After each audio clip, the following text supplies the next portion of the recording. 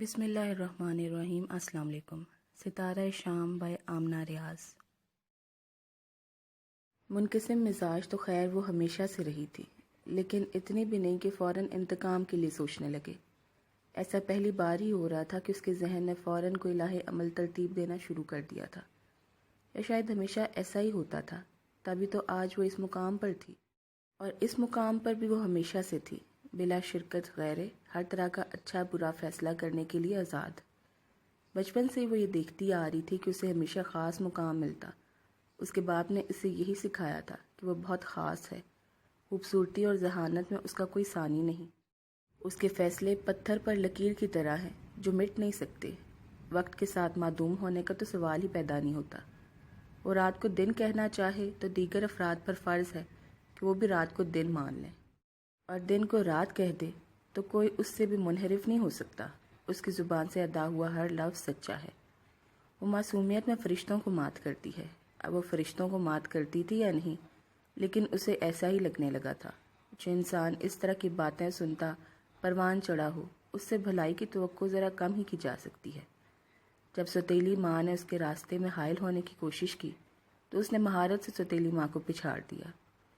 شوہر نے اڑی کی تو راستے سے ہٹا دیا، بلکہ اس نے تو راستے میں آئے ہر اس پتھر کو مہارت سے ہٹایا تھا جس سے اسے ٹھوکر لگنے کا اندیشہ ہو۔ پھر یہ کس طرح ممکن تھا کہ رجب کا پتھر راستے سے ہٹ جانے کے بعد وہ سمینہ اور اس کی بیٹی کو کانٹا بھن کر اپنے حلق میں اٹکا رہنے دے؟ اس نے بڑی مہارت سے ان کے پتے بھی صاف کر دیے تھے۔ ہاں، ایک بار تھوڑی بھلائی ذہن میں آئی جو در حقیقت اس کے اپنے فائدے کی تھی، تو پھر سے سمینہ کے در پہنچی، لیکن اس بار سمینہ نے اسے رد کر دیا تھا۔ جنت بی بی اشتعال سے بھر گئی، بس نہ چلتا کہ کیا کر ڈالے۔ 2 ٹکے کی عورت نے انکار کر دیا؟ کیوں؟ آخر اس کی ہمت کیسے ہوئی؟ تب وہ اسے دھمکا کر واپس چلی آئی۔ ہاں، یہ الگ بات کہ اس کا غصہ بڑی مشکلوں سے ٹھنڈا ہوا تھا، اور پھر سمینہ کی بیٹی اس کے سینے پر مونگ دلنے چلی آئی تھی۔ جنت بی بی کو اس لڑکی سے کوئی خدشہ نہ تھا۔ جہاں اتنا کا مقابلہ کر لیا، وہاں یہ نازک سی لڑکی کیا چیز تھی؟ صدمہ تھا، غصہ تھا، تو صرف اس بات کا کہ بیٹے نے اس کی اجازت کے بغیر اتنا بڑا فیصلہ کر لیا۔ وہ تو ماں کا پلو پکڑ کر چلنے کا عادی تھا، ماں کی ہر بات آنکھیں اور کان بند کر کے ماننے کا پابند۔ پھر وہ منحرف کیسے ہو رہا تھا؟ آخر ایسے کون سی جادوگری کی تھی اس لڑکی نے کہ مستقیم اسے صحیح قرار دینے لگا تھا؟ وہ اپنے کمرے میں تنہا بیٹھی اسے نج پر سوچ رہی تھی کہ پھر مستقیم بھٹی نے ماں کے کمرے میں جھانکا۔ تم یہاں سے چلے جاؤ مستقیم، بے حد غصہ ہے مجھے تم پر، انہوں نے سرد مہری سے کہا۔ اماں، کیا مجھے اپنی صفائی پیش کرنے کا ایک موقع بھی نہیں دیں گی آپ؟ مستقیم بھٹی کے دل پر ماں کے خفگی کے خیال سے ٹھیس سی لگی تھی۔ صفائی پیش کرنے کا موقع؟ جنت بیگم نے سرد مہری سے کہا۔ کیا تم میں خود عقل نہیں ہے جو اس لڑکی کو حویلی میں گھسا لیا؟ اماں، آپ ماوا سے ایک بار بات کر کے تو دیکھیں، آپ کو خود اندازہ ہو جائے گا کہ وہ بری لڑکی نہیں ہے، مستقیم نے گھگھا کر کہا۔ مجھے اس کی اچھائی برائی سے کیا لینا؟ میں نے کون سا اسے اپنی بہو بنانا ہے جو اس بات پر دھیان دوں؟ جنت بیگم نے نخوت سے کہا۔ اماں بس، جنت بیگم نے سرد مہری سے اسے ٹوک دیا۔ اس لڑکی کو میرے پاس بھیجو، دیکھوں تو صحیح بیٹا کتنے پانی میں ہے۔ سمینہ کی بھی بڑی ہمت ہے جو جوان جہان بیٹی کو اٹھا کر اتنی حوصلہ مندی سے حویلی بھجوا دیا۔ کیا وہ جانتی نہیں ہے مجھے؟ یہ آخری جملہ خود کلامی کے انداز میں تھا۔ مستقیم بھٹی کے لیے یہی بہت تھا کہ ان کی پیاری اماں ماوا سے بات کرنے پر راضی ہو گئی ہیں، اور ماوا کتنے پانی میں ہے اس بات کا اندازہ جنت بیگم کو اگلے چند منٹوں میں بخوبی ہو گیا تھا، جب ماوا نے ملازمہ کو یہ کہہ کر واپس بھجوا دیا کہ ابھی وہ آرام کر رہی ہے اور عصر کی نماز کے بعد جنت بیگم سے ملنے آئے گی۔ جنت بیگم کے تن بدن میں آگ لگ گئی۔ اتنی ہمت تو ان کے بچوں اور پھر آگے ان کے بچوں نے بھی کبھی نہیں کی کہ وہ بلائے اور کوئی آنے سے انکار کر دے۔ وہ تن فن کرتی ماوا کے سر پر پہنچی۔ ماوا بی بی پلنگ پر نیم دراز کانوں پر ہیڈ فون لگائے کسی دھن پر گردن اور پیر ایک ساتھ ہلا رہی تھی۔ جنت بیگم کو دیکھ کر خوش دلی سے مسکرائی اور نزاکت سے ہیڈ فون اتارتی سیدھی ہو بیٹھی۔ آپ نے کیوں زحمت کی دادی جان؟ میں عصر کی نماز کے بعد خود آ جاتی آپ سے ملنے۔ پہلے تو کچھ باتیں ذہن نشین کر لو۔ ایک یہ کہ میں تمہاری دادی نہیں ہوں، تمہارے باپ کی ماں اس کے بچپن میں اس دنیا سے رخصت ہو گئی تھی، اور مجھے لے پالک بچے پالنے کا کوئی شوق نہیں تھا، اس لیے اگلی بار تم مجھے دادی کہہ کر مخاطب مت کرو تو اچھا ہوگا۔ دوسری بات یہ کہ اگلی بار میں تمہیں بلواؤں تو فوراً آنا۔ میری بات سے انکار کی جرت آج تک اس حویلی میں کسی نے نہیں کی، اور جب تک تم اس حویلی میں ہو اس اصول کی پیروی کرو تو تمہارے حق میں بہت ہی اچھا ہوگا، جنت بیگم نے سرد مہری سے کہا۔ چھوٹی سی 2 باتیں، لیکن اتنے غصے میں اور یوں کھڑے کھڑے، بابا نے حسب سابق مسکرا کر کہا۔ اب اگر آپ میرے کمرے میں آ ہی گئی ہیں تو آئیے نا، اطمینان سے بیٹھ کر باتیں کرتے ہیں۔ بھگو کر لگانے میں تو اسے یوں بھی ملکہ حاصل تھا، یہ کیسے ممکن تھا کہ جنت بیگم کو بخش دیتی؟ اس بات پر جنت بیگم نے بری طرح پیچ و تاب کھایا تھا۔ یہ کمرہ تمہارا ہرگز نہیں ہے، ہاں تمہیں عارضی طور پر چند روز کے لیے ضرور دیا گیا ہے۔ یہ حویلی میری ہے اور اس کا ہر کمرہ بھی میرا ہے۔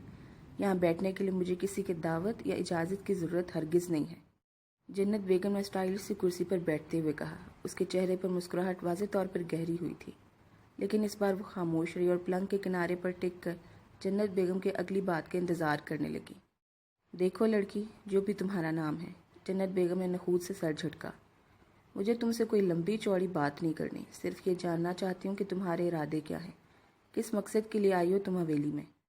میں آپ لوگوں سے ملنے، اس حویلی میں رہنے، ماوا نے کہنا چاہا، جنت بیگم نے درستی سے ٹوک دیا۔ تمہارے اس جھوٹ پر مستقیم یقین کر سکتے میں نہیں، اس نے کڑی نظروں سے ماوا کو گھورتے ہوئے کہا۔ بہتر ہوگا مجھے باتوں میں الجھانے کے بجائے تم اصل بات بتاؤ، شکل سے تو اچھی خاصی چلاک لگتی ہو، میرا نہیں خیال کہ تم محض یہاں کسی سے ملنے آئی ہو۔ ماوا کھل کر مسکرائی، پھر مسکراتے مسکراتے ہنسی۔ چلے آپ کے بارے میں میرا یہ اندازہ تو بہت درست ثابت ہوا کہ آپ شکل دیکھ کر انسان کو پہچان لیتی ہیں۔ اس کا انداز صاف مذاق اڑاتا ہوا تھا۔ اور اب آپ کو پتہ چل ہی چکا ہے کہ میں بہت چالاک ہوں، تو جھوٹ بول کر میں کیا کروں گی؟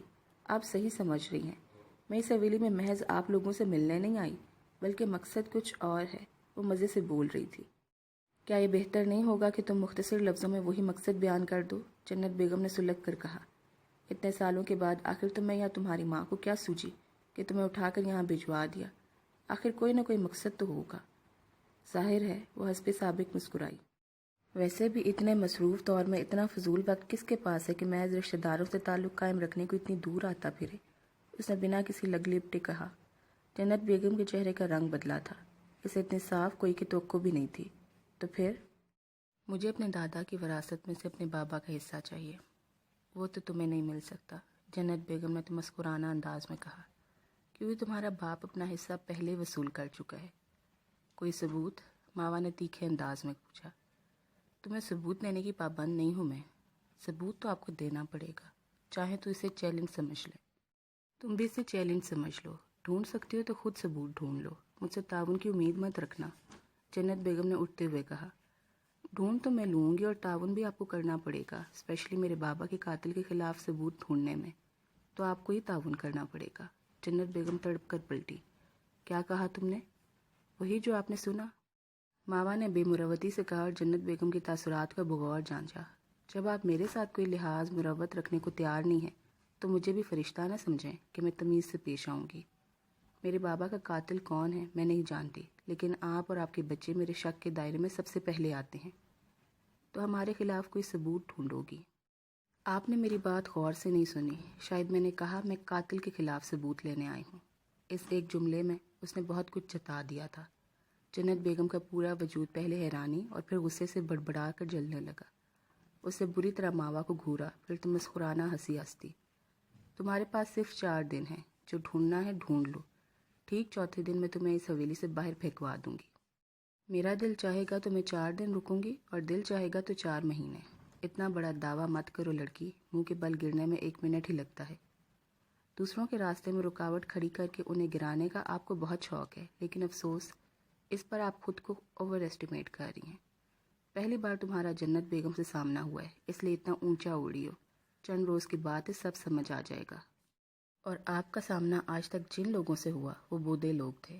آپ بھی مجھ سے پہلی بار مل رہی ہیں، اتنی جلدی میرے بارے میں اندازہ نہ لگائیں، میں جس مقصد کے لیے آئی ہوں اسے پورا کر کے ہی جاؤں گی۔ جنت بیگم تمسکرانہ نظروں سے اسے دیکھنے لگی۔ اسی وقت ملازمہ مہمانوں کی آمد کا پیغام لیا آئی۔ حرم باجی کی ساس اور نند آئی ہیں۔ جنت بیگم نے اسے جانے کا اشارہ کر کے ماوا کو دیکھا۔ صرف 4 دن، یاد رکھنا، اور کمرے سے باہر نکل گئی۔ ماوا کے لبوں پر گہری مسکراہٹ آ گئی۔ انیا باہر نکلی تو دیکھا فیضان برآمدے میں پریشان سے ٹہل رہے تھے۔ خیریت تو ہے، آپ پریشان لگ رہے ہیں، انیا نے آگے قریب جاتے ہوئے پوچھا۔ ہاں، میں ماوا کے لیے پریشان ہوں، فیضان نے کہا۔ کیا مطلب، کیا ہوا ہے ماوا کو؟ اینیا بھی پریشان ہو کر پوچھنے لگی۔ یہی تو نہیں پتا، لیکن وہ کل سے واپس نہیں آئی، نہ ہی میرا اس سے کوئی فون پر رابطہ ہو پا رہا ہے۔ میں نے اسی لیے تمہیں بلوایا تھا کہ تمہیں اس کے ہاسٹل کے بارے میں کچھ علم ہے کہ نہیں۔ وہ الجھے سے انداز میں بول رہے تھے۔ اینیا نے دیکھا ان کی بڑی بڑی سیاہ آنکھوں میں سنہری دھوپ متفکر بن کر پھیل گئی تھی۔ اینیا کا دل چاہا ان کی آنکھوں سے ساری پریشانی چن لے، لیکن ماوا کے ہاسٹل کا علم مجھے کیسے ہو سکتا ہے؟ اس کے بارے میں تو آپ کو سمینہ آنٹی سے پوچھنا چاہیے۔ اس نے خفیف سے سر جھٹک کر خود کو اس کیفیت سے نکالنا چاہا جس کا شکار وہ فیضان کو دیکھ کر ہو جاتی تھی۔ میں آپا سے پوچھ چکا ہوں، وہ کہتی ان کے ڈبلن جانے تک وہ یہیں رہی تھی، لیکن اب اس طرح اچانک غائب ہوگی، یہ کچھ سمجھ نہیں آ رہا۔ فیضان نے کہا تو اینیا بری طرح چونکی۔ ڈبلن جانے کے بعد پھر کچھ سوچ کر کہنے لگی، آپ اس کے ڈپارٹمنٹ سے پتہ کریں، ہو سکتا ہے اس نے کوئی پرائیویٹ ہاسٹل لے لیا ہو یا… لیکن اس کا جملہ بھی یہیں پہنچا تھا کہ ولید کی آواز نے مداخلت کی۔ اینیا نے گردن موڑ کر دیکھا، وہ سیڑھیاں چڑھ کر ان دونوں کے پاس آ گیا۔ السلام علیکم فیضان بھائی، آپ کب آئے؟ کل دوپہر میں آیا ہوں، فیضان نے اس کے سلام کا جواب دیتے ہوئے کہا۔ تم کیسے ہو ولید؟ بہت کمزور ہو گئے ہو۔ وہ کئی روز بعد اسے دیکھ رہے تھے اور اس کی شخصیت میں آئی تبدیلی کو صحیح نام دینے کی کوشش کر رہے تھے۔ بظاہر کچھ بھی نہیں تھا، لیکن کچھ نہ کچھ تو ایسا تھا جو چونکانے کا سبب بنتا تھا۔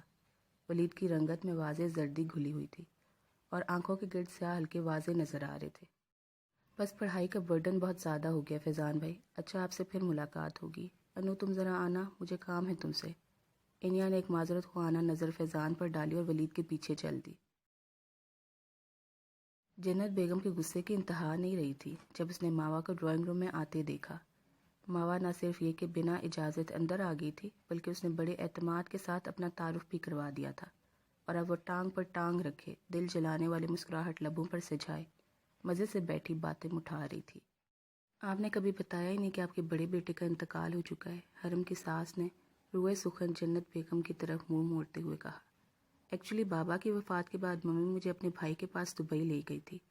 جب ہم یہاں تھے ہی نہیں تو یقیناً دادی نے ذکر کرنا مناسب نہیں سمجھا ہوگا۔ جنت بیگم کی بجائے ماوا نے جھٹ سے کہا۔ جنت بیگم تلملا کر رہ گئی، لیکن خاموش رہنے کے سوا کوئی چارہ نہ تھا۔ دوسری جانب ماوا بے حد اطمینان محسوس کر رہی تھی۔ وہ یہاں جنت بیگم کے چیلنج کا سامنا کرنے ہی آئی تھی، لیکن حرم کی ساس اور نند کو دیکھ کر بھی اسے خاصا اطمینان حاصل ہوا تھا، ورنہ حرم کے منگیتر کی تصویر نے تو اسے اچھا خاصا مایوس کر کے رکھ دیا تھا۔ وہ بڑی عمر کا اور بے حد واجبی شکل و صورت کا مالک تھا۔ پاکستان آئی ہو تو اچھا ہے، حرم کی شادی میں شرکت کر لو گی۔ حرم کے نان نے ماوا سے بے تکلف ہونے میں جلدی دکھائی تھی۔ اس کی ساس نے جاتے ہوئے بطور خاص ماوا کو بھی یہاں آنے کی دعوت دی تھی۔ وہ لوگ تقریباً 1.5 گھنٹہ رکی۔ اس دوران ماوا مستعدی سے بیٹھی جنت بیگم کا دل جلاتی رہی، اور جیسے مہمان خواتین رخصت ہوئی، ماوا بھی ڈرائنگ روم سے نکل گئی۔ وہ تیر چلا آئی تھی اور بخوبی جانتی تھی کہ تیر نشانے پر ہی لگے گا۔ حسب توقع جنت بیگم نے فوراً مستقیم کے سر پر برسنا شروع کر دیا تھا۔ اس لڑکی کو ابھی فوراً حویلی سے نکال دو، میں اس کی موجودگی 1 منٹ بھی برداشت نہیں کر سکتی۔ اماں کیسے بچوں جیسی باتیں کر رہی ہیں، یہ تو بڑی غیر مناسب بات ہوگی کہ اس طرح سے نکال دیا جائے۔ اصل معاملے سے بے خبر مستقیم نے دبے لفظوں میں کہا۔ میں کچھ نہیں جانتی، بے تک کی بات ہے تو یوں ہی صحیح۔ جنت بیگم نے سلگ کر کہا۔ آپ کو حرم کی شادی تک تو انتظار کرنا ہی پڑے گا اماں، کیونکہ اس کے علاوہ چارہ نہیں ہے، مستقیم نے کہا۔ کہہ دیں گے وہ واپس چلی گئی ہے، جنت بیگم نے فوراً کہا۔ یہ ممکن نہیں بی جان، شبی نے بڑی سنجیدگی سے مداخلت کی تھی۔ حرم کی سسرال کا معاملہ نہ ہوتا تو بآسانی کچھ بھی کہا جا سکتا تھا، لیکن اب ہمیں بہت خیال رکھنا ہوگا۔ بات معقول تھی، جنت بیگم کے دل کو لگی، اور ناچار اسے چپ ہونا پڑا، ورنہ دل تو یہی چاہ رہا تھا کہ ماوا کو اس کی اوقات سمجھانے میں 1 منٹ بھی نہ لگائے۔ دوسری جانب ماوا کی تمسکر اڑاتی مسکراہٹ کا تصور اسے سلگا رہا تھا۔ فیضان نے درست کہا تھا، ولید واقعی کمزور ہو گیا تھا۔ اٹھتے بیٹھتے ولید کے لیے متفکر رہنے کے باوجود اینیا یہ بات محسوس نہیں کر سکی تھی، اور اب فیضان کی نشاندہی کے بعد اسے ولید سچ مچ بہت کمزور لگ رہا تھا۔ اینیا نے ایک محبت بھری متفکر نظر سوئے ہوئے ولید پر ڈالی اور آہستگی سے دروازہ بند کر کے اس کے کمرے سے باہر آ گئی۔ ولید نے اسے پانی میں سرکہ ملا کر دینے کو کہا تھا، اور پورا گلاس وہ گٹا کر چڑھا کر سو گیا تھا۔ ہر گزرتے دن کے ساتھ اینیا کی پریشانی میں اضافہ ہو رہا تھا، لیکن اپنی پریشانی وہ کسی سے شیئر نہیں کر سکتی تھی۔ ابھی بھی اس نے صاف طور پر محسوس کیا تھا کہ فیضان نے بغور لیکن الجھن آمیز انداز میں ولید کو دیکھا ہے، تو جو تبدیلی وہ یا کوئی دوسرا شخص ولید میں محسوس کر سکتا ہے، وہ ڈیڈی کو دکھائی کیوں نہیں دے رہی؟ فیضان کا خیال آتے اس کا ذہن فوراً ماوا کی طرف چلا گیا اور اسے فیضان کی باتیں یاد آنے لگیں۔ وہ کچھ دیر ان باتوں پر غور کرتی رہی، لیکن الجھی ہوئی گتھی کا کوئی سرا ہاتھ نہ لگا تو اٹھ کر انیکسی کی طرف آ گئی۔ فیضان انیکسی کے سامنے والے برآمدے میں ادھر ادھر مضطرب انداز میں چکر لگاتے ہوئے موبائل فون کان سے لگائے سمینہ سے بات کر رہے تھے۔ آپ کیسی باتیں کریں سمینہ آپا؟ اگر آپ اسے یہیں چھوڑ کر گئی تھی تو اب کیا اسے زمین نگل گئی یا آسمان کھا گیا؟ میں کل سے ماوا کے لیے پریشان بیٹھا ہوں۔ اگر وہ ہاسٹل میں رہنے لگی ہے تو کم سے کم یہاں کسی کو تو پتہ ہونا چاہیے۔ میں سمجھ نہیں پا رہا آپ اتنی لاپرواہ کب سے ہو گئی کہ بیٹی کی خبر ہی نہ رکھیں۔ جی بالکل درست، لیکن میں اسے تلاش کروں بھی تو کہاں؟ اس کا ایڈریس آپ کے پاس ہے یا کوئی کانٹیکٹ نمبر؟ حد کرتی ہیں آپ پاپا، ایسی بھی لا علمی۔ بچپن میں آپ ماوا کو کسی فرینڈ کے گھر بھی جانے نہیں دیتی تھی، اور اب؟ ٹھیک ہے، کوشش کریں اور مجھے بتائیں۔ انہوں نے فون کان سے ہٹایا تو ان کی نظر اینیا پر پڑی۔ تم کب آئی؟ ان کا لہجہ اکتایا ہوا ضرور تھا لیکن نرم تھا۔ ابھی چند منٹ پہلے، اینیا نے بتا کر پوچھا۔ ماوا کا کچھ پتہ چلا؟ فیضان نے مایوسی میں نفی میں سر ہلایا۔ مجھے تو کچھ سمجھ نہیں آ رہا، اسے کہاں تلاش کروں؟ یہاں بیٹھ کر تو آپ اسے تلاش بھی نہیں کر سکتے، اس کے لیے تو آپ کو ڈبلن جانا پڑے گا، اینیا نے برآمدے میں نصب لکڑی کے جھولے پر بیٹھتے ہوئے کہا۔ ڈبلن جا کر کیا کروں گا جبکہ ماوا پاکستان میں لاپتہ ہوئی ہے؟ فیضان نے کسی قدر حیرانی سے کہا۔ آپ کو غلط فہمی ہو رہی ہے، ماوا پاکستان میں نہیں تھی، وہ تو سمینہ آنٹی سے بھی چند روز پہلے واپس آئرلینڈ چلی گئی تھی۔ اینیا نے جیسے انہیں اطلاع دی۔ کیا؟ فیضان بری طرح چونکے۔ ہاں بالکل، اور یہ بھی مجھے سمینہ آنٹی نے بتایا تھا۔ مجھے اچھی طرح یاد ہے، انہوں نے بتایا تھا ماوا پہلے جا رہی ہے، چونکہ ان دونوں کو ایک فلائٹ کی سیٹیں نہیں مل سکیں، اس لیے وہ چند روز کے بعد جائیں گی۔ تبھی وہ جاتے ہوئے انیکسی خالی کر گئی تھی، ورنہ آپ خود سوچیں، اگر ماوا یہاں رہ رہی ہوتی تو اس کا کچھ سامان تو یہاں پڑا ہوتا۔ بات میں وزن تھا، فیضان سوچ میں پڑ گئے۔ لیکن آپا نے تو کہا تھا وہ ایڈمیشن یہاں لے چکی ہے اور تم لوگوں کے انیکسی میں رہ رہی ہے۔ فیضان الجھن آمیز لہجے میں بولے۔ کہا تو ماوا نے بھی مجھ سے یہی تھا، لیکن پھر ایک روز وہ اچانک چلی گئی، مجھ سے ملی بھی نہیں۔ میں نے اسے جاتے دیکھ کر سمینہ آنٹی سے پوچھا تو انہوں نے بتایا وہ آج کی فلائٹ سے واپس آئرلینڈ جا رہی ہے۔ یہ کیسے ہو سکتا ہے؟ فیضان کی الجھن بڑھتی جا رہی تھی۔ عجیب تو مجھے بھی لگا تھا کہ وہ اس طرح اچانک کیوں جا رہی ہے، لیکن ان دنوں میں خود اتنی پریشان تھی کہ اس بات پر زیادہ غور ہی نہ کر سکی۔ تم کیوں پریشان تھی؟ انیا پھیکی ہنسی سے ہنستی۔ ابھی آپ خود پریشان ہیں، یہ گتھی سلجھا لیں پھر بتاؤں گی، اس نے جھولے سے کھڑے ہوتے ہوئے کہا۔ فیضان محض سر ہلا کر رہ گئے۔ سمینہ نے فوراً ماوا سے بات کی۔ میرے لیے تو اچھی خاصی مصیبت ہوگی، فیضان اچانک اٹھ کر پاکستان پہنچ گیا اور اسے پتہ چل گیا کہ تم وہاں نہیں ہو۔ میں نے بات سنبھالنے کی بہت کوشش کی، لیکن اب میری سمجھ میں نہیں آ رہا فیضان کو کس طرح مطمئن کروں۔ وہ تو بال کی کھال نکال کے چھوڑے گا۔ وہ بہت متفکر سے بول رہی تھی۔ اب میں کیا کہہ سکتی ہوں؟ ماوا نے سیل فون کان سے لگاتے ہوئے کہا۔ بھائی مجھے مشورہ تو دو، سمینہ جھنجھلا کر بولی۔ فیضان کو بھنک بھی پڑ گئی کہ میں نے تمہیں حویلی بھیجا ہے تو وہ تو میری جان کو آ جائے گا۔ مجھے ڈبلن سے پاکستان لانے اور پھر حویلی بھجوانے تک کی پلاننگ تو آپ نے بخوبی کر لی تھی۔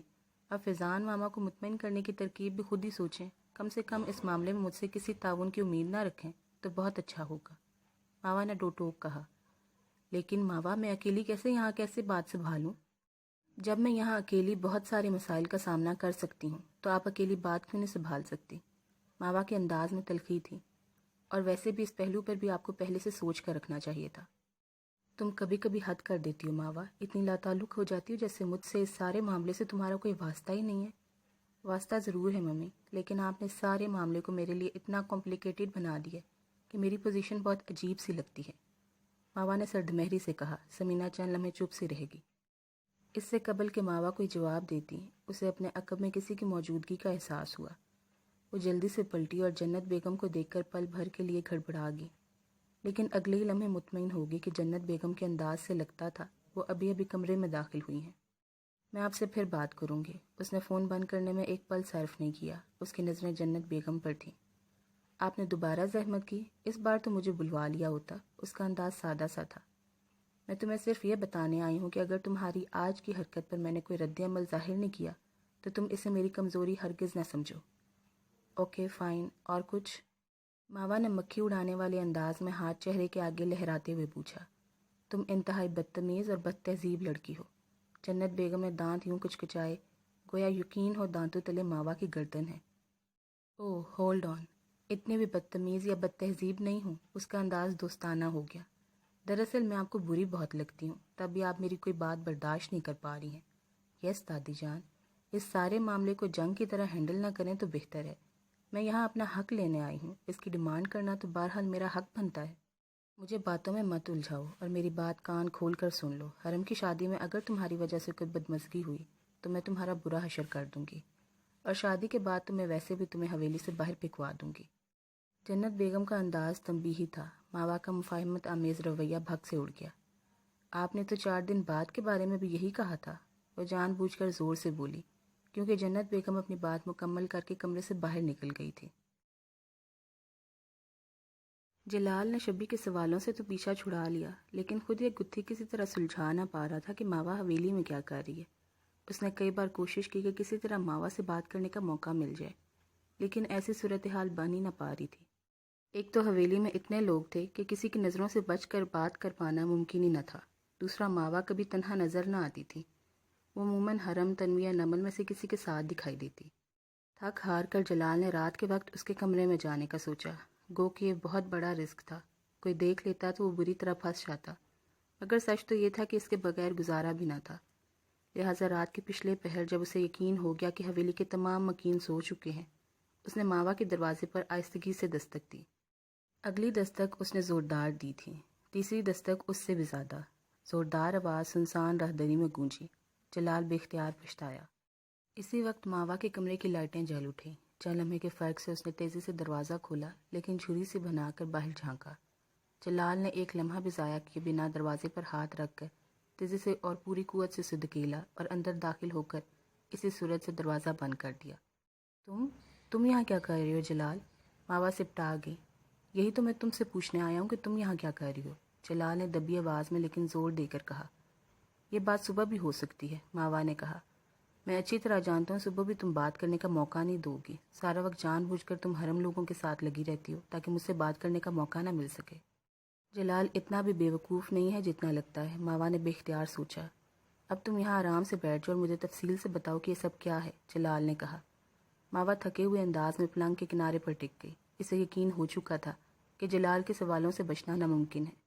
ممی نے تمہیں ہمارے رشتہ داروں کے متعلق بتایا تھا نا، اور میری سوتیلی دادی کا بھی، تو وہ رشتہ دار تم لوگ ہی ہو۔ لیکن جلال نے کہنا چاہا، پلیز مجھے کہنے دو، میں تم سے بہت شرمندہ ہوں جلال، کیونکہ یہاں آنے تک میرے وہم و گمان میں بھی نہیں تھا کہ تم سے اتنا قریبی رشتہ نکل آئے گا۔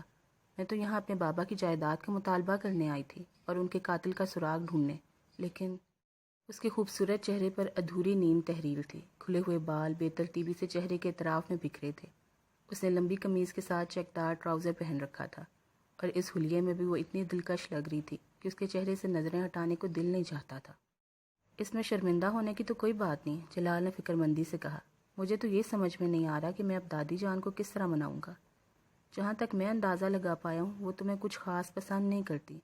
تمہارا اندازہ بالکل درست ہے، اور ظاہر ہے وہ مجھے پسند کریں گی بھی کیوں؟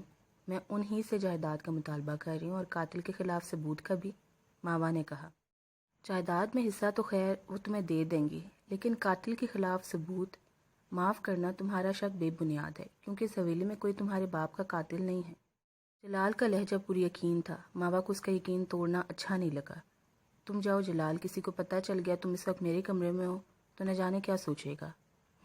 جلال مایوسی سے اٹھ کھڑا ہوا۔ تمہارے پاس میرا سیل نمبر ہے نا، کسی چیز کی بھی ضرورت ہو کال کر دینا، میں کوشش کروں گا ہر اہم موقع پر تمہارے پاس رہوں، جلال نے کمرے سے نکلتے ہوئے کہا۔ دروازہ بند کر لو، پھر میں جاتا ہوں، جلال نے دروازے کے باہر رک کر کہا۔ راہدری کی دوسری سمت سے آتا شبیل عباس جلال کو ماوا کے کمرے سے نکلتا دیکھ کر جلدی سے ستون کی اوٹ میں ہو گیا۔ اس کی آنکھوں میں الجھن سمٹ آئی تھی۔ آخر یہ لڑکی کون سا کھیل کھیل رہی ہے، شبی نے سوچا۔ ماوا دیکھ رہی تھی شبی کا رویہ اس کے ساتھ بدلتا جا رہا تھا۔ وہ نہ صرف اس سے بات چیت کرنے لگا تھا بلکہ اس سے بات کرنے کے بہانے ڈھونڈنے لگا تھا۔ ممکن ہے یہ اس کی غلط فہمی ہو، لیکن ہر گزرتے دن کے ساتھ اس کا یقین پختہ ہو رہا تھا کہ دال میں کچھ کالا ضرور ہے۔ شبی کے التفات بیجا نہیں تھے، لیکن اس کے پاس ایسا کوئی راستہ بھی نہیں تھا کہ جس کے ذریعے اپنے شک کی نفی کر سکے یا اسے یقین میں بدل سکے، لہٰذا اسے خاموشی سے وقت کے بدلتے ہوئے دھارے کو سمجھنا تھا۔ دوسری جانب وہ خود بڑی مستعدی سے ثبوت تلاش کرنے میں لگی ہوئی تھی۔ شادی کی وجہ سے حویلی میں کام بھی بہت بڑھ گیا تھا، تبھی اسے تسنیم سے بھی بات کرنے کا موقع نہیں مل پا رہا تھا، کیونکہ دیگر ملازمین کی طرح وہ بھی بہت مصروف تھی۔ ناچار ماوا کو حالات کے سازگار ہونے کا بھی انتظار کرنا تھا۔ اس روز وہ لان میں تھی، بے وجہ ادھر ادھر چکر لگا رہی تھی کہ وقت کٹنے کا کچھ تو سبب بنے۔ موسم انجوائے کیا جا رہا ہے۔ ماوا نے گردن موڑ کے دیکھا۔ شبی لباس کرسی کے پشت پر ہتھیلیاں جمائے بغور اسے دیکھ رہا تھا۔ ماوا دانستہ مسکرائی۔ یہی سمجھ لو گو کہ شبی کی موجودگی اسے ناگوار گزری تھی، لیکن یہ جتا کر وہ ایک نئی مصیبت مول نہیں لینا چاہتی تھی۔ کیا میں کچھ دیر یہاں بیٹھ سکتا ہوں؟ شبی نے چند لمحے کے توفق کے بعد پوچھا تھا۔ آپ کی حویلی، آپ کا لان اور آپ کا میز کرسی، یہاں بیٹھنے کے لیے آپ کو میری اجازت کی کیا ضرورت ہے؟ ماوا نے کندھے اچکا کر لاپرواہی سے کہا تھا۔ شبی کے چہرے پر مسکراہٹ جھپتے لا کر غائب ہو گئی۔ یہی بات اس رات یقیناً جلال سے کہی ہوگی، شبی نے کرسی گھسیٹ کر بیٹھتے ہوئے کہا۔ ماوا ابھی تک اس کے رویے کے اتار چڑھاؤ کو سمجھنے میں لگی تھی، تڑپ کر پلٹی۔ کیا مطلب؟ میں سمجھی نہیں۔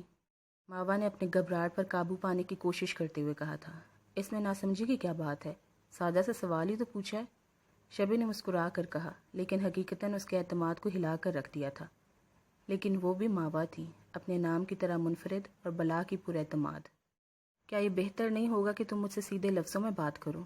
ذہین تو تم بہت ہو، میں کیسے مان لوں کہ تمہیں میری بات سمجھ میں نہیں آ رہی؟ ٹھیک ہے، پھر تم یہاں بیٹھ کر موسم انجوائے کرو، میں ہی چلی جاتی ہوں، ماوا نے پلٹتے ہوئے کہا تھا۔ ضرور جاؤ، لیکن جانے سے پہلے میرے چند سوالوں کا جواب دینا ہی ہوگا، شبی نے دو ٹوک لہجے میں کہا تھا۔ میں تمہارے ابا کی ملازمہ نہیں ہوں کہ ہر سوال کا جواب دینے کی پابند رہوں، ماوا نے تڑخ کر کہا تھا۔ کسی خوش فہمی میں مت رہو، ہم ملازم بھی اپنی پسند کے رکھتے ہیں، شبی نے ناگواری سے کہا تھا۔ پھر مجھ پر اتنا احسان کس خوشی میں جناب شبی عباس بھٹی صاحب؟ اس کا انداز بھی کچھ کم طنزیہ نہیں تھا۔ شبی نے گہری سانس بھری اور گہری نظروں سے اسے دیکھا۔ تم حویلی کس مقصد سے آئی ہو؟ مجھے اس سے فی الحال کوئی غرض نہیں ہے، میں صرف اتنا جاننا چاہتا ہوں کہ تم میرے بھائی کے ساتھ کیا گیم کھیل رہی ہو؟ ماوا کو ایسے سوال کی توقع ہرگز نہیں تھی، وہ ایک پل کے لیے گڑبڑائی۔ کس قدر احمقانہ سوال ہے، میں تمہارے بھائی کے ساتھ کوئی گیم کیوں کھیلوں گی؟ میں اتنی دور سے اس لیے تو نہیں آئی کہ تمہارے بھائی کے ساتھ گیمز کھیلوں، اس نے طنزیہ انداز میں کہا۔ Don't try to be smart ماوا، شبی نے چڑھ کے اور کسی قدر طنزیہ انداز میں کہا۔ تم اچھی طرح جانتی ہو میرے کہنے کا کیا مطلب ہے۔ نہیں شبی، میں نہیں جانتی تمہارے کہنے کا کیا مطلب ہے۔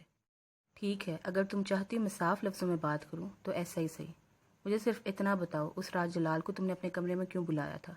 آخر ایسا کون سا جھانسا دیا تھا تم نے جلال کو کہ وہ تمہارے کمرے میں آنے پر مجبور ہوا؟ ماوا چل ہمیں کچھ بول نہیں سکیں تو گویا اس کا خدشہ درست ثابت ہو ہی گیا کہ کوئی جلال کو اس کے کمرے سے نکلتے ہوئے دیکھ نہ لے۔ اس معاملے سے تمہارا کوئی تعلق نہیں ہے شبی، اس لیے بہتر ہوگا کہ تم اس معاملے سے دور رہو۔ جس معاملے میں میرا بھائی انوالو ہے، اس معاملے سے میرا بھی تعلق ہے، شبی نے تیز لہجے میں کہا۔ تو کیا یہ بہتر نہیں ہوگا کہ تم ساری انکوائری اپنے بھائی سے ہی کرو؟ ماوا نے اس سے بھی تیز لہجے میں کہا۔ شبی بساختہ مٹھیاں بھینچ کر رہ گیا۔ اصل دقت تو یہی تھی کہ جلال منہ سے کچھ اگلنے کو تیار نہیں تھا، اور ایسا پہلی بار ہو رہا تھا، ورنہ شبی کو اس 2 ٹکی کی لڑکی سے بات کرنے کی زحمت گوارا ہی نہ کرنی پڑتی۔ میرا بھائی بہت معصوم انسان ہے ماوا، اگر تم نے اس کی معصومیت سے کوئی فائدہ اٹھانے کی کوشش کی نا تو یاد رکھنا میں بہت برا حشر کروں گا تمہارا، شبی نے دانت کچکچا کر کہا۔ تم پھر مجھے دھمکا رہے ہو، حالانکہ اچھی طرح جانتی ہوں کہ اس کا کوئی فائدہ نہیں ہے۔ کروں گی تو میں وہی جو میرا دل چاہے گا، ماوا نے بے نیازی سے کہا اور ایک طرف سے نکل کر آگے جانے لگی، لیکن شبی نے اس کا راستہ روکا تھا۔ ایسا سوچنا بھی مت، میرے راستے سے ہٹو شبی، ماوا نے سردمہری سے کہا تھا۔ مجھے میرے سوال کا جواب چاہیے، اپنے بھائی سے مانگو۔ وہ کیا کرنے آیا تھا تمہارے کمرے میں؟ یا میں یہ سمجھوں کہ تم ہر کسی کو اپنے کمرے میں آنے کی اجازت دے دیتی ہو؟ شٹ اپ، ماوا بری طرح چٹکی تھی۔ اس کے وہم و گمان میں بھی نہیں تھا کہ شبی اس طرح کی بات بھی کر سکتا ہے۔ تم تو میری توقعات سے بھی چھوٹی ذہنیت کے مالک نکلے شبی لباس، افسوس تو مجھے تنوی کی قسمت پر ہو رہا ہے۔ اب کی بات شبی کے تلووں پر لگی سر پر بھجی تھی۔ تمہیں تنوی کی قسمت پر افسوس کرنے کی ضرورت نہیں ہے، کیوں بھائی؟ ماوا نے اطمینان سے کہا۔ جو رشتہ تمہارا جلال سے ہے وہی میرا تنوی سے ہے، پھر میں تنوی کے لیے پریشان کیوں نہیں ہو سکتی؟ کیونکہ تمہیں ایسا کوئی حق نہیں ہے، شبی نے سلگ کر کہا تھا۔ حق کی بات نہ کرو شبی لباس، اس حویلی کے ہر راز سے واقف ہو، جانتے ہوگے تمہاری دادی اور تم لوگ میرے کون کون سے حقوق غصب کیے بیٹھے ہو، ماوا نے خاصے طنز سے کہا تھا۔ خیر میں تم سے زیادہ بات کر کے اپنا موڈ خراب نہیں کرنا چاہتی، میری طرف سے جو سمجھنا ہے سمجھتی رہو، ماوا نے ناک چڑھا کر نخوت سے کہا، تیزی سے پلٹی اور بڑے بڑے قدم اٹھاتی وہاں سے چلی گئی۔ شبی کے رگوں میں خون کے ساتھ جیسے شرارے ڈھولنے لگے تھے۔ شبی لباس کا غصے سے برا حال تھا اور جلال کا وقت برا چل رہا تھا کہ اسی وقت دونوں کی مٹ بھیڑ ہوگی۔ تم؟ شبی نے پل بھر سوچا۔ اچھا ہوا تم یہیں مل گئے، کچھ ضروری بات کرنا، ذرا اسٹڈی میں آنا۔ بہت سنجیدہ لگ رہے ہو، خیر تو ہے نا؟ تم آؤ بتاتا ہوں۔ اس کے تاثرات ذرا بھی نہ بدلے تھے۔ جلال کے لیے اتنی مبہم بات سے کوئی بھی اندازہ لگانا ازحد مشکل تھا، لیکن اتنا تو وہ سمجھ ہی گیا تھا کہ معاملہ کچھ گڑبڑ ہے۔ دل ہی دل میں اندازے لگاتا وہ اسٹڈی میں آیا۔ شبی ایک کرسی پہ بیٹھا بہت سنجیدگی سے اس کا منتظر تھا۔ جی جناب، ارشاد ہو۔ جلال نے اپنا لب و لہجہ سادہ ہی رکھا تھا، یعنی اپنے انداز سے کسی قسم کا تجسس ظاہر نہیں ہونے دیا تھا۔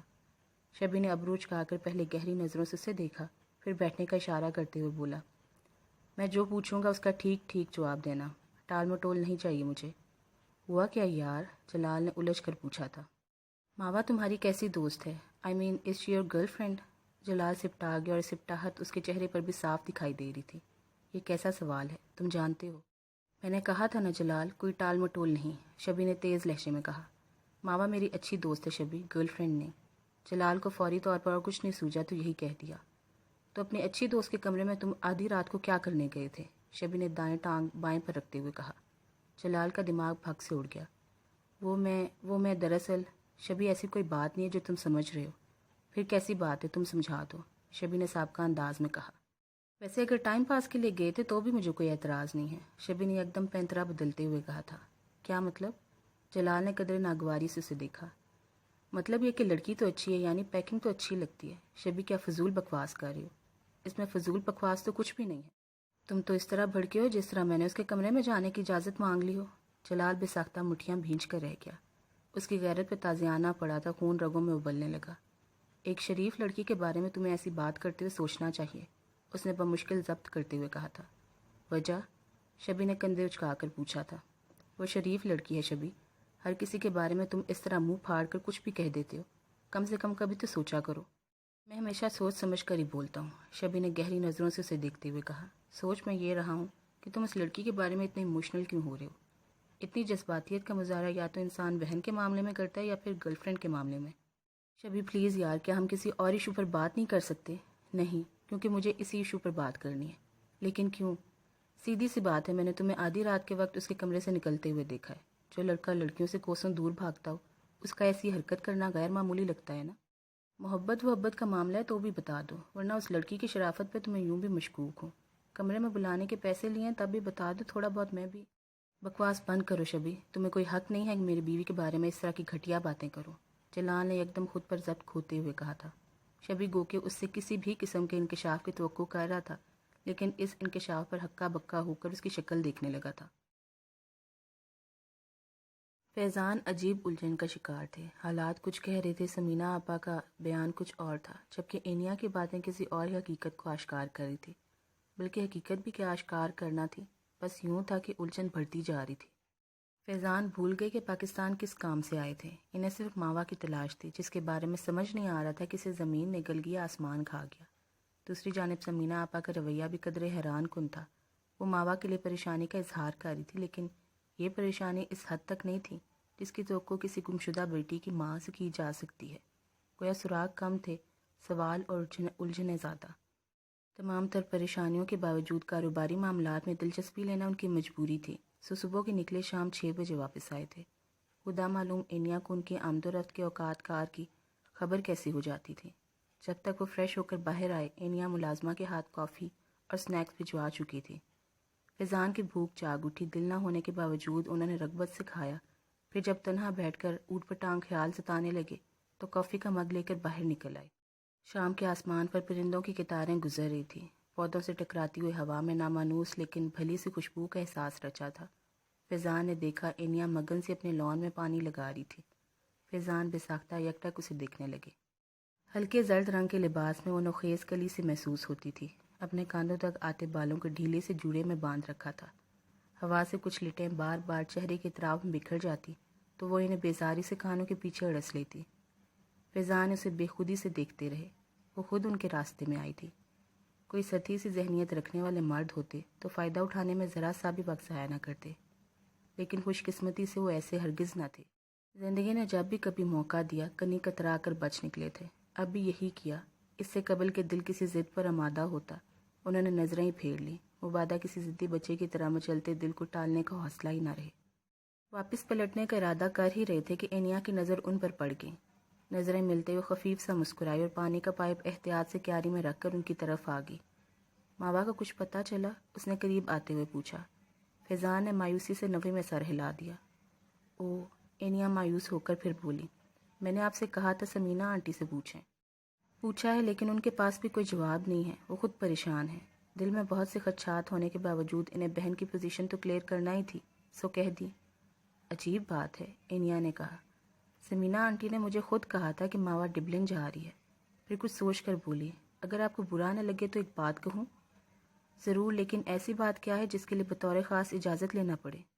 دراصل میں خود ماوا کے لیے بہت فکر مند ہوں، اس لیے مجھے خیال آیا کہ معاملہ کچھ اور ہے، انیا نے کہا۔ آپ خود سوچیں، ایک ہی وقت میں سمینا آنٹی مجھے کچھ بتاتی ہیں اور آپ کو کچھ اور۔ کیا یہ حیران کن بات نہیں ہے؟ مجھے تو ایسا لگ رہا ہے جیسے وہ جان بوجھ کر کوئی بات چھپا رہی ہیں۔ فیضان چند منٹ متفکر سے خاموش رہے۔ یہ بھی حیران کن بات تھی کہ یہی خیال بیک وقت ان کے اور انیا کے دماغ میں آ رہا تھا۔ لیکن سوال تو یہ بھی ہے کہ سمینا آپا کیوں چھپائیں گی؟ آخر ایسی کیا بات ہوگی جسے چھپانا پڑے؟ اب اس بارے میں تو کچھ نہیں کہہ سکتی، آپ کی بہن ہے وہ، اور آپ انہیں بہرحال مجھ سے زیادہ بہتر جانتے ہیں۔ میرے دل میں تو وہم سا آ رہا تھا، میں نے اظہار کر دیا۔ باقی میں کیا کہہ سکتی ہوں؟ انیا نے دامن بچاتے ہوئے کہا تھا۔ وہ دونوں بے دہانی میں ساتھ ساتھ چلنے لگے تھے۔ ہوا پہلے کی نسبت تیز ہو گئی تھی اور انیا کے بال تیزی سے بکھیر رہی تھی۔ آپ فکر مند نہ ہوں، ماوا جہاں بھی ہوگی خیریت سے ہوگی، لیکن میرا خیال ہے آپ کو اس سلسلے میں پولیس سے بھی مدد لینا چاہیے، انیا نے بات جاری رکھتے ہوئے کہا۔ ہاں، میں بھی یہی سوچ رہا ہوں کہ ماوا کی گمشدگی کی FIR درج کروا دینا چاہیے۔ دونوں کچھ دیر خاموش رہے، پھر انیا نے کہا، آپ ڈنر میں کیا کھانا چاہیں گے؟ مجھے بتا دیں، میں بنا کر شازیہ کے ہاتھ بھجوا دوں گی۔ میرے لیے کسی تکلف کی ضرورت نہیں ہے، جو سب کے لیے بنے گا میں وہی کھا لوں گا۔ اور اگر آج سب کے لیے کھانا نہ بنا تو؟ فیضان ہنس دیے۔ تب بھی کوئی فکر کی بات نہیں ہے، باہر سے جا کے کھا لوں گا۔ اب اتنے بھی بے مروت نہیں ہیں ہم کہ 4 دن آپ کی مہمانداری بھی نہ کر سکیں، انیا نے شرارت سے ہنس کر کہا تھا۔ فیضان بے ساختہ گردن موڑ کر اسے دیکھنے لگے۔ اتنی دلکش ہنسی تھی جو انہیں کسی اور کی یاد دلاتی تھی۔ انیا اپنے حواس سے چہرے پر بکھرتے بالوں کو کانوں کے پیچھے اڑس رہی تھی۔ فیضان کا دل چاہا اس کے کانوں کے پیچھے بال لے جاتی انگلیاں تھام کر اسے روک دیں اور اسے بتائیں کہ وہ اس طرح بکھرے بالوں کے ساتھ کتنی دلکش لگتی ہے، لیکن آج تک انہوں نے دل کی کب مانی تھی جب اس کی فرمائشوں پر کان دھرتے۔ کیا ہوا؟ انیا نے ان کی نظروں کے ارتکاز پر خفیف سا ہوتے ہوئے پوچھا۔ فیضان نے دھیمی مسکراہٹ کے ساتھ آہستگی سے نفی میں سر ہلا دیا۔ بتانا نہیں چاہتے تو اور بات ہے، ورنہ میں جانتی ہوں کچھ تو ہے جو آپ چھپا رہے ہیں، فیضان بے ساختہ ہنس دیے۔ تمہاری ہنسی نے کسی اور کی یاد دلا دی تھی۔ انیا کے دل میں چھن سے کچھ ٹوٹ گیا، پھیکی مسکراہٹ لبوں پر پھیل گئی تھی۔ ایک بات تو بتائیں، کیا وہ بہت خوبصورت تھی؟ اس نے جھجک بلائے طاق رکھتے ہوئے پوچھا تھا۔ جب دیر تک کوئی جواب موصول نہ ہوا تو گردن موڑ کر جواب طلب نظروں سے انہیں دیکھنے لگی۔ پتہ نہیں، اتنی پرانی بات ہے کہ اب تو ٹھیک طرح مجھے یاد بھی نہیں ہے۔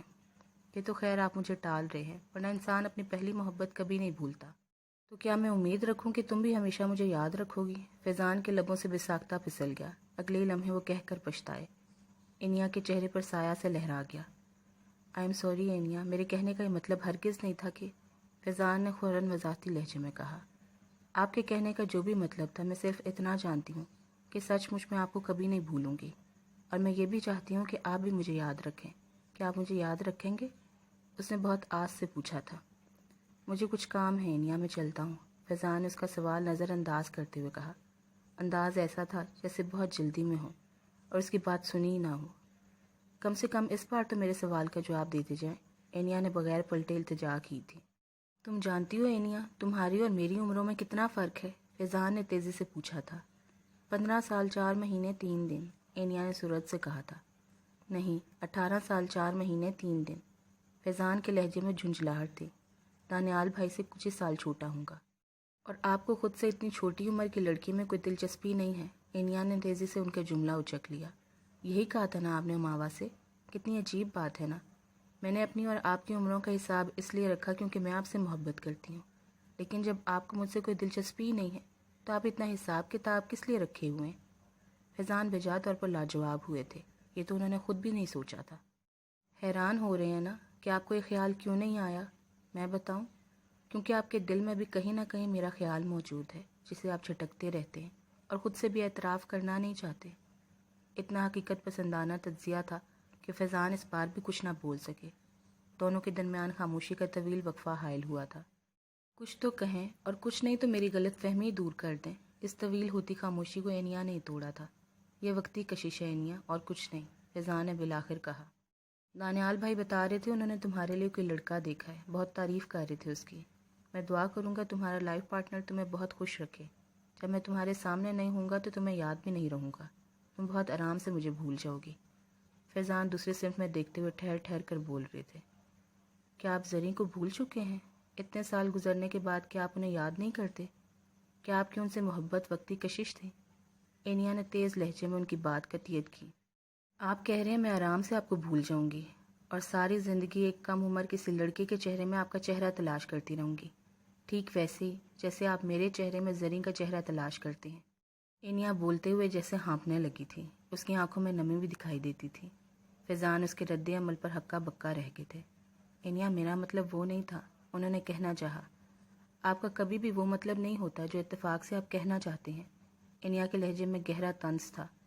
لیکن آپ کو کوئی حق نہیں ہے کہ میری فیلنگز کو وقتی کشش قرار دیں۔ آپ کو صرف اپنے بارے میں فیصلہ کرنے کا اختیار ہے، میرے بارے میں نہیں۔ ماوا ٹھیک کہتی تھی، آپ سے محبت کرنا پتھر سے سر پھوڑنے کے برابر ہے، اس نے کہا اور آنکھوں میں آنسو لیے تیز قدموں سے اپنے پورشن کی طرف چلی گئی۔ فیضان اپنے لفظوں پر شرمندہ تھے کہ بہرحال اسے ہرٹ کرنا تو ان کا مقصد نہیں تھا اور اسے روکنا چاہتے تھے، لیکن ہر بار کی طرح انہوں نے دیر کر دی تھی۔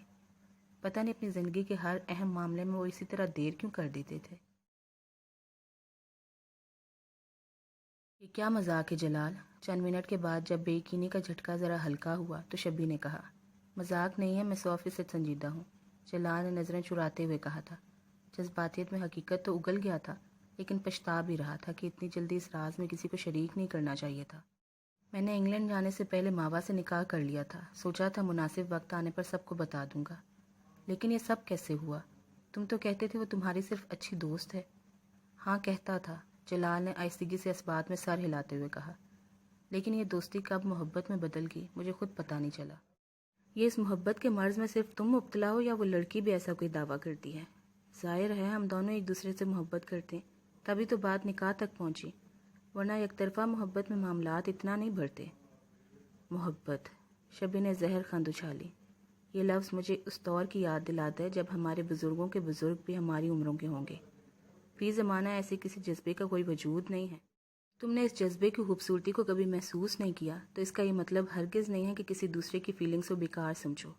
میں ماوا سے اور وہ مجھ سے محبت کرتی ہے، میرے لیے اتنا جاننا کافی ہے۔ یعنی میرا شک صحیح نکلا، اس لڑکی نے حویلی میں آنے کے لیے تمہیں مہرہ بنایا ہے، شبی نے نخوت سے کہا۔ ایسی کوئی بات نہیں ہے، اس بیچاری کو تو پتہ بھی نہیں تھا کہ ہمارے درمیان اتنی قریبی رشتہ داری نکل آئے گی۔ ایسی بے تکی باتوں پہ شاید اسے یقین آ سکتا ہے جس کی آنکھوں پر نام نہاد محبت کی پٹی ہو۔ مجھے تو بہرحال اس لڑکی کی کسی بھی بات پر بھروسہ نہیں ہے، شبی نے سر جھٹکتے ہوئے کہا تھا۔ اتنی بدگمانی اچھی نہیں ہوتی شبی، اور اتنی خوشگمانی بھی اچھی نہیں ہوتی، شبی نے دو بدو کہا تھا۔ تمہیں اس سے محتاط رہنا چاہیے۔ اس کی ضرورت ہی نہیں ہے، مجھے ماوا پر پورا بھروسہ ہے، اس کے لہجے میں یقین بولتا تھا۔ تو پاگل ہے جلال۔ میں پاگل نہیں ہوں، تمہیں کبھی محبت نہیں ہوئی نا، اس لیے تم نہیں سمجھ سکتے۔ جس سے محبت ہونا شبی، اس کی ہر بات پر یقین کر لینے کو دل چاہتا ہے۔ ظاہر ہے عقل جو ساتھ نہیں رہتی، شبی نے چڑھ کے کہا تھا۔ جلال بے وجہ ہنس دیا۔ شبی کی جان اور جل کر خاک ہوئی۔ بہرحال میں تو مشورہ ہی دے سکتا ہوں، اس لڑکی سے محتاط رہو، مجھے اس لڑکی کے ارادے ٹھیک نہیں لگتے۔ میں نے سوچا تھا ابھی اس بارے میں کسی کو نہیں بتاؤں گا، لیکن اب تمہیں پتہ چل ہی گیا ہے تو اس بات کو اپنے تک ہی رکھنا۔ میں نہیں چاہتا کہ حالات درست ہونے سے پہلے کسی کو بھی میرے اور ماوا کے متعلق پتہ چلے۔ جلال نے تعاون چاہنے والے انداز میں کہا تھا۔ اس کے بعد شبی نے کیا جواب دیا یہ تو پتہ نہیں، لیکن یہ ضرور ہوا تھا کہ نیموا دروازے کے باہر کھڑی تنوی کی آنکھوں میں اس نئی اطلاع سے چمک سی دوڑ گئی تھی۔ وہ فی الفور یہ خبر حرم اور نمل کو دینے بھاگی تھی۔